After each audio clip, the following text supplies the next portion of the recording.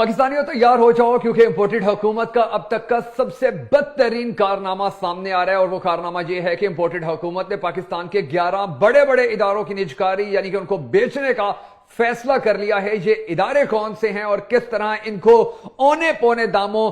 बेचा जाएगा और कौन कौन से ममालिक इन इदारों को लेने जा रहे हैं, इनकी निजकारी में शामिल हो रहे हैं। और सबसे ज्यादा जो हैरत अंगेज और अफसोसनाक खबर है वो ये है कि इन इदारों को इनकी निजकारी करने के बाद जब वापस लिया जाएगा तो फिर ये कितनी रकम में वापस मिलेंगे और अब कितनी रकम में इनकी निजकारी की जा रही है। ये तमाम तर तफसीलात सामने आई हैं और इस वीडियो के अंदर मैं आपको ये चौंका देने वाले हकाइक बताऊंगा, जिसके बाद आपका फर्ज बनता है कि ये इंपोर्टेड हुकूमत का बदतरीन कारनामा जो पिछले 4-5 रोज से जिसकी खबरें सामने आ रही थी अब उसकी तफसीलात सामने आई है, ये कारनामा हर पाकिस्तानी तक पहुंचाएं। और उसके लिए जरूरी है कि इस वीडियो को, जिसके अंदर मैं तमाम तर तफसीलात को आपको बताऊंगा, आपने इस वीडियो को ज्यादा से ज्यादा शेयर करना है। सबसे पहले मैं आपको यह बताता हूं कि इंपोर्टेड हुकूमत से पाकिस्तान का निजाम, पाकिस्तान का इंतजाम, पाकिस्तान का सिस्टम संभाला नहीं गया और इन्होंने अब मजबूर होकर पाकिस्तान के बड़े बड़े इदारों की निजकारी करने का फैसला कर लिया, जिसके बाद जो महंगाई है उसका एक नया तूफान पाकिस्तानियों के सर पर आके गिरेगा। अब इदारे कौन कौन से, जरा उनके नाम सुन लीजिए।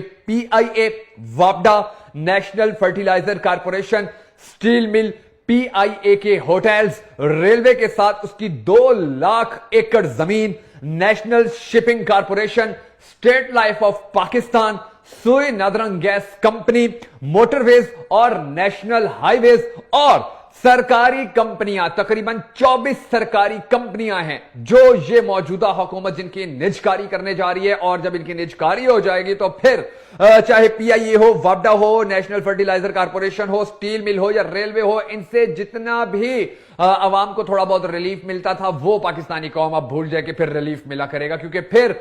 इनके जो रेट्स होंगे या इनको इस्तेमाल करने के जो टैक्सेस होंगे वो आसमान से बातें करने लगेंगे। अब मैं आपको ज्यादा अफसोसनाक बात बताता हूं कि इनकी जो बोलियां लगाने वाले लोग शामिल हैं,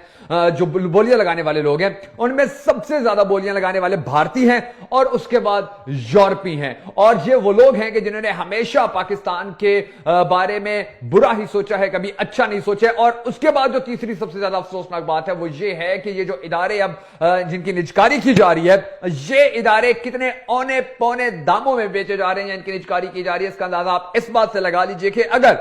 अब फॉर एग्जांपल 100 अरब रुपए की एक कंपनी दी जा रही है, जब बेची जा रही है, तो उसको जब वापस लेना होगा तो फिर वो जो 100 अरब वाली है वो तकरीबन 125 या 150 अरब रुपए में वापस मिलेगी। और इसके बाद जो सबसे ज्यादा अफसोसनाक बात है वो ये है कि ये जब वापस ली जाएगी तो ये जो कोई इन कंपनियों में से कोई कंपनी वापस ली जाएगी तो फिर उस पर गुडविल वैल्यू भी पाकिस्तानी कौम को अदा करनी पड़ेगी, पाकिस्तानी कौम के टैक्स के पैसे से ही वापस आएंगी। और फिर जो कंपनी 25 अरब रुपए में अब बिकेगी वो 2 साल बाद कम से कम 125 अरब रुपए में हमें वापस मिलेगी। तो आप अंदाजा लगा लीजिए कि अब पाकिस्तान के बारे में कितना घिनौना फैसला इन्होंने लिया, कितना बुरा फैसला इन्होंने लिया कि जिसके बाद पाकिस्तान को